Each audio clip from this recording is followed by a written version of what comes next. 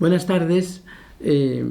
Vamos a sugerencia de algunos de vosotros o de muchos que me habéis pedido que presente mi visión sobre el Evangelio de Marcos y el Evangelio de Juan. Pues lo voy a hacer. No quería hacerlo así en un principio, pero ahora lo voy a hacer con muchísimo gusto. Y el motivo es pues que acaban de aparecer dos libros míos en una nueva editorial, en la editorial del Grupo Fonte, que comprende las editoriales de Espiritualidad y del Monte Carmelo, de Burgos. Y con este motivo, y además porque en este año estamos en el ciclo de Marcos, y prontito que llegue la Semana Santa y Pascua se le da el Evangelio de Juan, pues es un momento oportuno para presentarlos. Pero hoy presentaré solo el Evangelio de Marcos. Más tarde haré el de Juan, vísperas quizá de Semana Santa. Entonces vamos a presentar este Evangelio, que es, como todos los Evangelios, es un tesoro, pero este es más que los otros, diría por una razón muy sencilla, porque los otros parecen que son tesoros.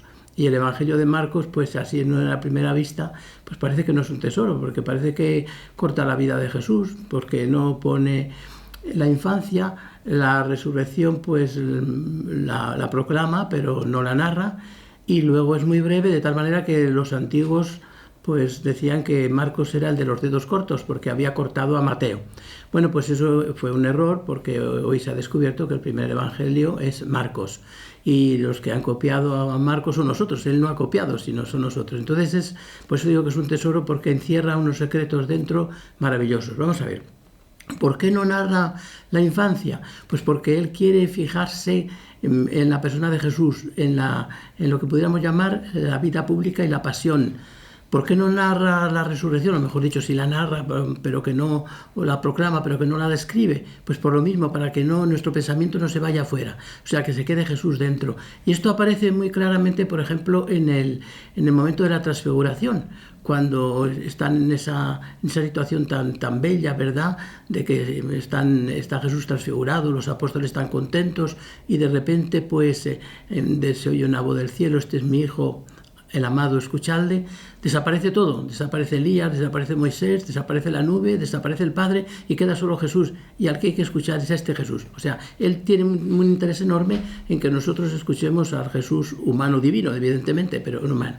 Esto es un aspecto que se ve clarísimamente ahí. Luego, por ejemplo, hay un dato muy bonito para ver cómo él divide el Evangelio. El Evangelio se divide en dos partes, pero él lo hace de una forma muy sencilla, a través de un ciego, el ciego llamado de Betsaida, que es un ciego al que Jesús le tiene que curar dos veces, una cosa muy curiosa, por eso quizás no está en los otros evangelios. Dice, llegan a Betsaida, le presentan un ciego y le suplica que le tocan, poniéndole saliva en los labios y tocándole, pues le dice, ¿ves algo? Y dice, sí, veo a los hombres, pero los veo como árboles que andan, o sea que lo veía todo desproporcionado. Entonces Jesús le vuelve a tocar los ojos, le pone la mano en los ojos y lo ve todo ya con claridad. Bueno, pues esto divide el Evangelio, porque está esa parte, pues el Señor ha estado predicando a sus apóstoles, a sus discípulos, y resulta que le ven de forma desproporcionada. ¿Dónde se ve esto? ¿Se ve esto? Pues se ve clarísimamente en la confesión de Pedro. Le pregunta a Jesús a los discípulos quién dice la gente que es él, y van diciendo distintos personajes, y al final dice, ¿vosotros quién decís que soy yo? Y Pedro dice, pues tú eres el Mesías. Pero cuando Jesús empieza a hablar de que el Mesías tiene que padecer y que aquellos que le siguen, bueno, pues tienen que sufrir, pasar por la cruz, pues Pedro se enfrenta con Jesús y le dice, a ti no te puede pasar esas cosas. Y entonces Jesús es el que le llama a Pedro Satanás y le dice, ponte tras mí, Satanás, que tú piensas como los hombres, no como Dios. Entonces ahí vemos clarísimamente que hay un proceso de educación a los discípulos. En una primera educación, los discípulos tienen una visión desproporcionada de Jesús, no es la exacta. En la segunda, cuando llegue la segunda vez, que será cuando pasen por la pasión, pues le verán ya desde lejos, cara a cara, y Pedro será testimonio claro de Jesús. Este es un dato muy importante y curioso. Y en la misma resurrección, fíjese el caso curioso. En la resurrección no aparece un ángel, sino aparece un joven.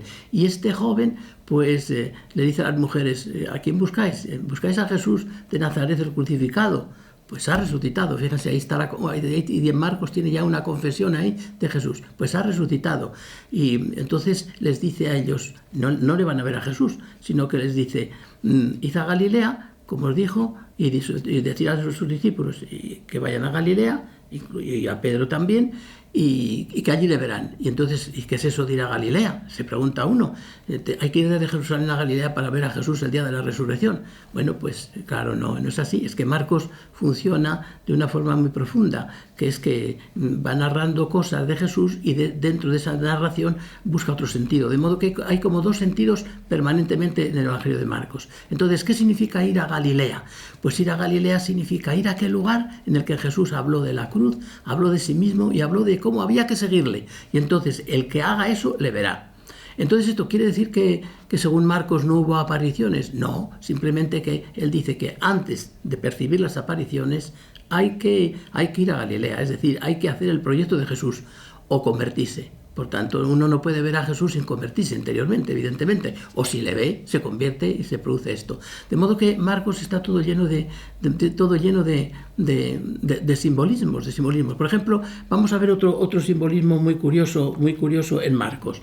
En la multiplicación de los panes. Marcos pone dos multiplicaciones de los panes. Una la pone en la parte occidental del lago y otra en la oriental. En la parte occidental está el mundo judío, en la parte oriental está el mundo pagano, que luego será cristiano pagano. Entonces, fíjese, en la parte occidental los números y las cosas son muy diferentes en la multiplicación que en la parte oriental. En la parte occidental pues son 5 panes y 2 peces. Y Jesús les dice que se sienten por corros y ellos se sientan por cuadros. ¿Qué quiere decir esto? Que Jesús les dijo que hicieran comunidad y ellos no hicieron comunidad, se sentaron como independientemente. Después se sentaron sobre la hierba, que recuerda, ¿verdad?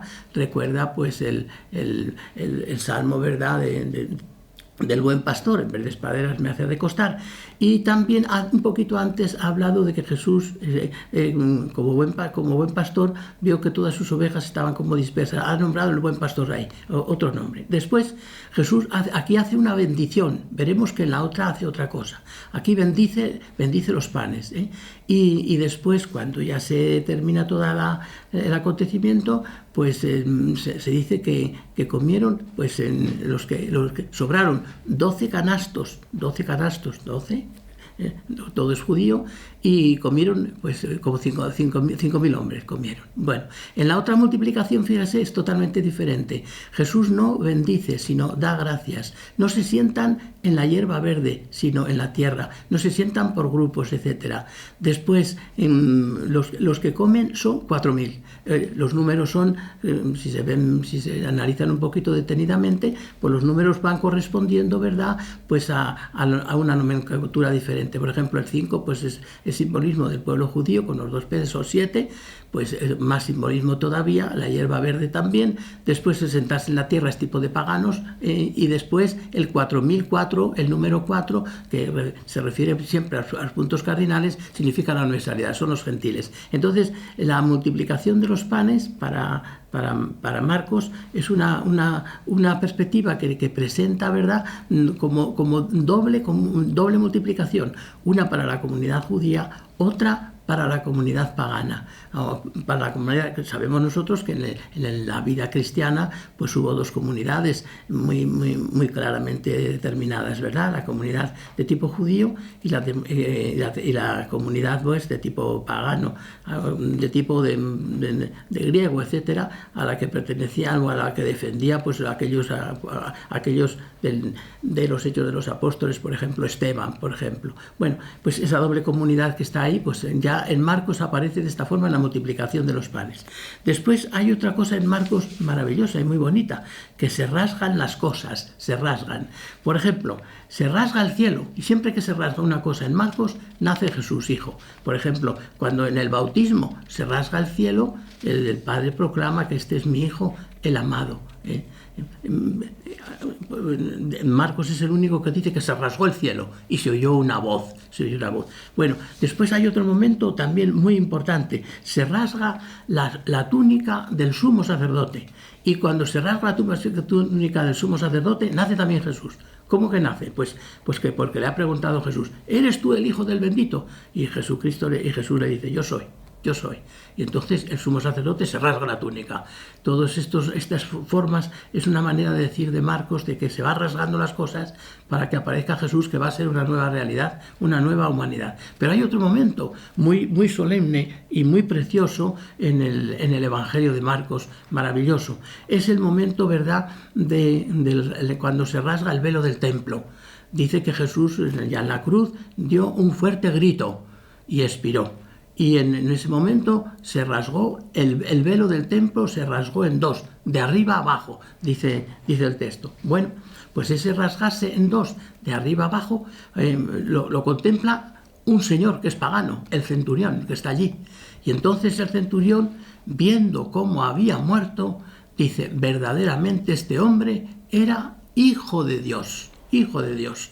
Le proclama hijo. ¿No ven? En todas se ha rasgado la naturaleza, se ha rasgado, diríamos, el culto, el sumo sacerdote, y ahora incluso se rasga el templo.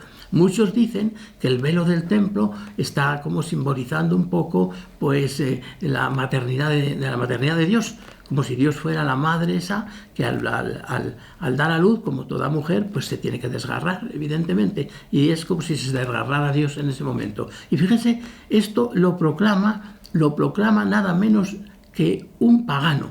Esto es muy llamativo en Marcos, muy llamativo la cuestión esta de ver en lo pagano o en lo que parece menos religioso, que aparezca lo religioso. Hay otros datos así como muy, muy curiosos. Por ejemplo, recordamos que al principio del Evangelio Jesús cura a un leproso. A un leproso que se salta la valla porque los leprosos tenían que vivir pues separados. Y Jesús le cura y se enfadó. Y no se sabe, bueno, el texto dice se enfadó o tuvo compasión. Hoy se lee más claramente que se enfadó. ¿Por qué se enfadó? Posiblemente por ver esa situación en que estaban los leprosos y como que él eso no le gustaba esa situación, evidentemente, para lo humano. Entonces, Jesús le cura y severamente le dice, no digas nada a nadie, no digas nada a nadie. Y vete al sacerdote que te dé el testimonio y ya está. Pero él empezó a proclamar la noticia y entonces todo el mundo ve ahí la buena noticia, o sea que se hace el primer proclamador de Jesús y lo proclama de tal manera que invita a todos a ir a él, de tal manera que ya no puede Jesús entrar en ningún lugar y tiene que marcharse a un lugar solitario. Y muchos intérpretes ven que ese lugar solitario era el lugar de los leprosos y entonces Jesús se va a los leprosos, pero resulta que como la gente necesita curarse, pues la gente ya no tiene miedo y se mezcla con los leprosos, que eran tan contagiosos, ¿verdad? Y queda todo como unido, como si toda la comunidad humana quedara unida en él. O sea que Marcos tiene por dentro una serie de indicaciones, de sugerencias, como de intuiciones que quiere que el lector las tenga, no las dice expresamente, por eso es como muy conciso, pero el ser conciso no quiere decir que es que corte, no corta, sino que quiere como profundizar, como hacer que el que lea pues realmente se proyecte y se lance, ¿verdad?, a la interpretación que él quiere dar, de un Jesús que en la mente de Marcos es un Jesús totalmente nuevo, y un Jesús muy dinámico. Marcos usa muchos verbos, por eso Jesús se mueve mucho. Jesús diríamos que si se lee a Marcos detenidamente, da la impresión de que Jesús no para en ningún sitio, en ninguna parte, va siempre como corriendo. Una vez que ha tomado posesión de una cosa, la deja en paz y va a por otra, no se detiene nunca en nada. Da la impresión, ¿verdad?, que un poquito eso es el cristiano, ¿verdad?, que tiene que no detenerse en las cosas, irlas santificando y no hacerlas nunca suyas, sino dejarlas abiertas a los demás. Marcos está lleno de sugerencias, de cosas bellas. Por ejemplo, si llegamos al ciego de Jericó, que es otro ciego, los personajes todos significan algo. No solamente es la curación, sino que debajo llevan un significado. Hemos visto que el ciego de Betsaida significa a los apóstoles que todavía no creen y que creen a medias, o sea, y que necesitan otro paso. Pues como ese ciego necesita dos pasos, pues así los apóstoles. Pero en otros casos es muy curioso. Vamos a tomar el ciego de Betsaida, el ciego de Jericó, por ejemplo. El ciego de Jericó está simbolizando el verdadero seguidor. Mire, Jesús va hablando de la renuncia y nadie la va haciendo. O sea, bueno, la harán algunos poquitos, pero el conjunto no lo va aceptando. Ya hemos visto que Pedro se opone. Cuando ya Jesús estaba cansado de hablar de que iba a padecer, de que iba a morir, y que el que le siga tiene que renunciar a sí mismo y dejar las cosas y tomar la cruz y seguirle a él, pues nada más y nada menos, pues se presentan los hijos del Zebedeo, Santiago y Juan, y le piden los mejores puestos para el nuevo reino. Jesús quedó espantado, y esto es al final, quedó espantado. ¿Cómo la incomprensión total de los discípulos? Es que Marcos recalca mucho que los discípulos no comprendían, y recalca mucho también la dureza de Pedro, ¿no? Por eso dicen muchos que, claro, que es que se lo mandó Pedro, porque Marcos, el Evangelio de Marcos dicen que es el Evangelio de Pedro, dicen algunos, y Marcos estaría muy vinculado a Pedro, como sabemos por la tradición. Si es así como se lee, pues entonces sería Pedro el que había insistido, que pusiera sus cosas allí. Las negaciones en Marcos son las más duras que hay para Pedro. En otros evangelistas en algunos momentos comprenden la situación, pero en el evangelista de Marcos no. Bueno, vamos con el ciego de Jericó, que sería el modelo del cristiano, que va Jesús caminando antes de llegar a Jerusalén, y este es el último. Y llegan a Jericó. ¿Y qué es Jericó? Jericó para aquellos, bueno, el padre Lagrange, que era un gran escriturista dominico, famoso y francés, decía que Jericó es, para que lo entendamos todos, la Niza de Judea. La Niza en tiempos quizás un poco más pasados, más del pasado que ahora, ¿no? El lugar, ¿verdad?, donde la gente va a divertirse, donde la gente pues pasa sus veraneos, etc. Jericó era una ciudad que estaba muy bien acondicionada por el clima, era muy templado, o sea, era un lugar de veraneo y de ricos. Bueno, llegan a Jericó y Jesús no se detiene. Cuando salían de Jericó, a las afueras de Jericó, estaba sentado el hijo de Bartimeo, Timeo, el hijo de Bartimeo, estaba sentado junto al camino, fuera. Fíjense, estaba sentado junto al camino. Y entonces empezó a proclamarle a Jesús: Jesús, hijo de David, ten compasión de mí. Jesús, hijo de David, ten compasión de mí. La gente pues empezó a quejársele y a gritar y a decirle que le dejara al Señor tranquilamente, que le dejara pasar. Pero de repente Jesús se vuelve y le llama. Y le dicen: oye, que te está llamando, te llama. Y él entonces pegó un brinco, dice Marcos. Esto no se hubiera atrevido a decirlo Juan, ni se hubiera atrevido a decirlo pues ni Mateo, mucho menos, y posiblemente Lucas lo pudiera haber dicho, pero dado los estilos de ellos no iba con ellos decir esto delante del Señor, uno que se pone a brincar. Bueno, pues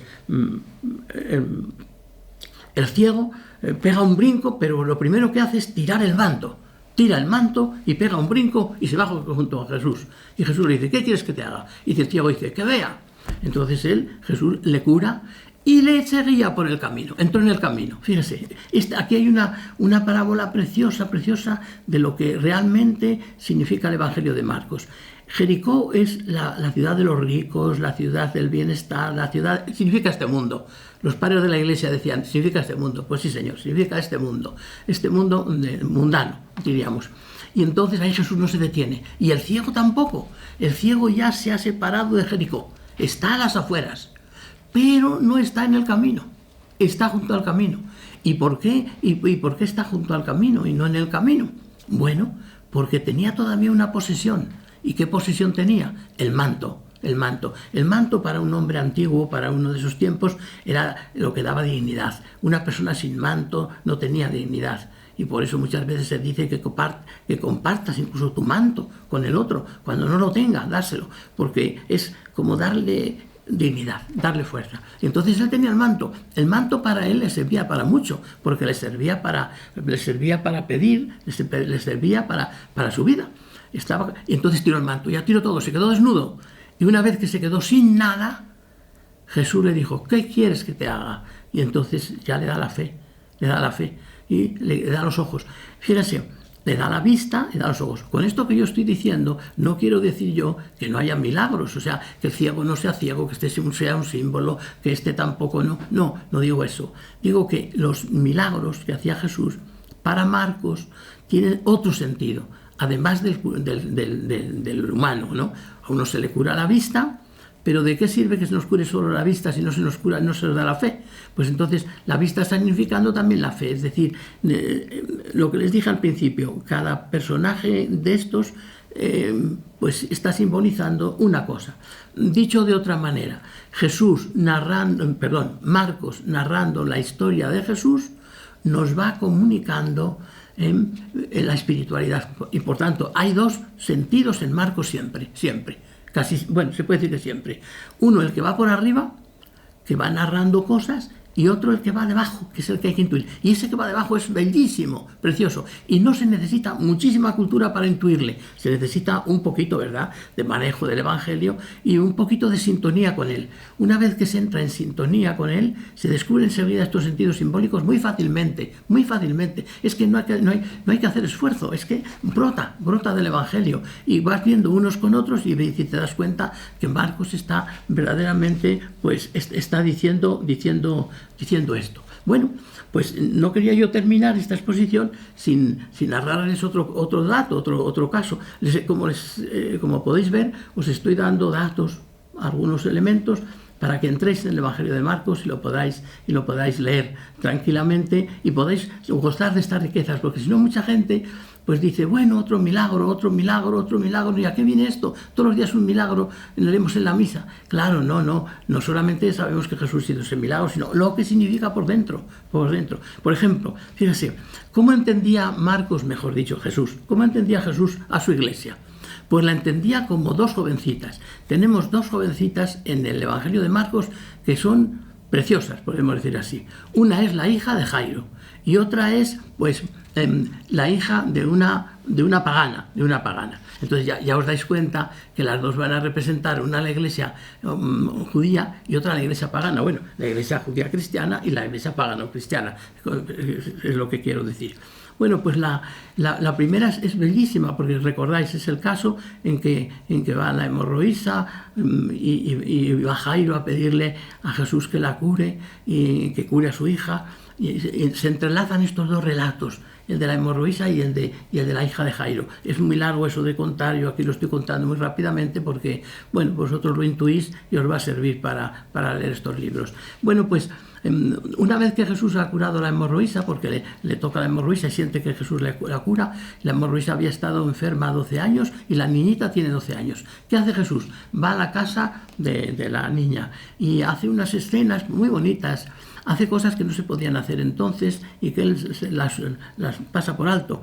Coge de la mano a la niña, la levanta, la pone en pie y la da la vida. De la muerte la da la vida. Y en esa vida que la da hay unos gestos y unos nombres que aquí yo no puedo decir porque me detendría mucho, pues que van todos ellos haciendo alusión poquito a poco al cantar de los cantares. Bueno, entonces la niña aparece como una esposa. Y fíjense lo bonito, cuando ya la da la vida y se la entrega a sus padres, dice, y les dijo que la dieran de comer a la niña. Y enseguida Jesús multiplica los panes. Entonces, más claro no puede estar esto. En la multiplicación de los panes, que está simbolizando la Eucaristía, es el alimento de esta niña, que es la comunidad suya. Entonces, Marcos ve la comunidad de la iglesia, la ve como una jovencita, y luego en otro pasaje, en que sería un poquito complejo que yo lo pudiera exponer aquí ahora porque quiero ser breve, pues la presenta la comunidad que es nuncial y libre. O sea, joven, nuncial y libre. Así vería Jesús a su iglesia. Joven, nuncial y libre. Y bueno, y vamos a por la otra jovencita. La otra jovencita es la hija de la pagana, que era una griega, una mujer griega pagana, que llega a Jesús allí, quería Jesús pasar oculto, pero esta mujer se enteró y enseguida fue corriendo a pedirle por su hija, que tenía un demonio. Y entonces Jesús cura a la hija, a la niña, por la fe de la madre. Por eso que has dicho, tu hija está curada. Va y hace algunas alusiones que son muy claras al cantar de los cantares también, y la niña queda curada. Entonces está simbolizando, ¿verdad?, la otra iglesia, la comunidad pagana por otra jovencita, por otra niña. De modo que esta es la visión que tiene Jesús de su iglesia. Bueno, con estos datos yo creo que os vais dando cuenta. Voy a emplear ya unos minutitos para decir cómo es el Evangelio de Marcos. Es un evangelio, pues es cortito, tiene, como hemos dicho, 16 capítulos, pero el capítulo 16 solo va hasta el versículo 8, porque los otros versículos no son de Marcos, están inspirados, es decir, pertenecen al Espíritu Santo y a la Iglesia, están inspirados, pero no son originalmente de Marcos, son de otras personas que no sabemos. Bueno, pues es muy corto, pero además, a pesar de ser corto, es tan intenso, tan vivo, tan profundo, tiene tantos verbos, le hace mover de tal manera a Jesús, que nos da un Jesús realmente sorprendente, llamativo y jovial, alegre, y luego pues muy serio también, lleno de religiosidad y de profundidad, y dedicado totalmente al Padre, de tal manera que si llegamos al momento, ¿verdad?, de Getsemaní, pues es el único evangelio que usa la palabra Abba, en el momento más dramático de Jesús, cuando Jesús estaba en Getsemaní, ¿verdad?, pues con aquella noche oscura que se abatía sobre él por ser fiel al Padre y por llevar adelante la obra del Señor. Pues en aquel momento, que para nosotros es tan misterioso, ¿verdad?, tan difícil de interpretar, pero que la intuición lo comprende, usa allí la palabra Abba, tan llamativo, porque Marcos es muy drástico, en el fondo pues es un poquito a veces seco, tiene cierta ternura por debajo, pero que use la palabra Abba indica realmente que Jesús la ha usado y que es una palabra que es tan sagrada y tan bella que él no ha querido prescindir de esa palabra. En fin, Marcos es impredecible, es maravilloso.